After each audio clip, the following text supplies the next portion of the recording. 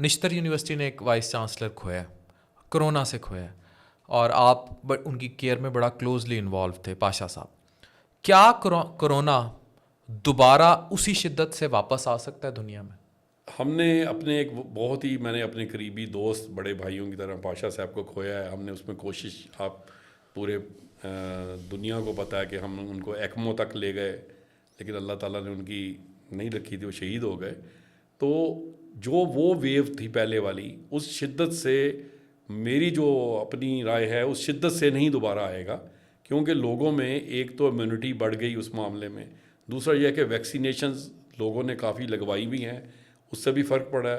تیسرا یہ ہے کہ جو وہ ویریئنٹ تھا, جو اوریجنل ویریئنٹ تھا, اس سے کافی حد تک لوگوں میں اینٹی باڈیز اور اس کی امیونٹی آ چکی ہے. لیکن میں یہ ضرور کہوں گا کہ وائرس کی ویریس ویریئنٹس جو ہے نا وہ اس وقت بھی عام ہو رہے ہیں, اور اسپیشلی آج کل ہم دیکھ رہے ہیں کہ ہر تیسرے شخص کا جو نا گلا خراب ہے, فیور ہے, اور وہ آٹومیٹیکلی 7 دن کے بعد جو مرضی میڈیسن لے لیں, اس نے 6 سے 7-8 دن کا پیریڈ لینا ہے اور وہ ٹھیک ہونے لگ جاتا ہے. اس میں سے کافی لوگ جو آگے سیریس ہو گئے وہ وینٹیلیٹرز پہ بھی گئے ہیں. ہمارے ہاں ان سب لوگوں کے جو کووڈ ٹیسٹ ہیں وہ نیگیٹو آتے ہیں, اور لیکن پیشنٹ سیریس ہوئے ہیں.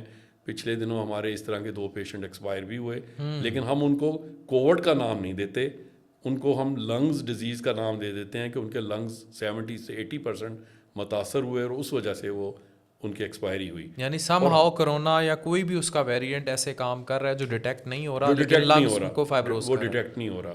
اس کے ہم یہی کوشش, میں نے اب یہی انسٹرکشن دی ہیں کہ آئندہ سے اس طرح کی سمٹم کا کوئی پیشنٹ سیریس ہوتا ہے تو اس کا ویریئنٹ کے لیے ہمیں اسلام آباد ٹیسٹ کے لیے بھیجنا چاہیے.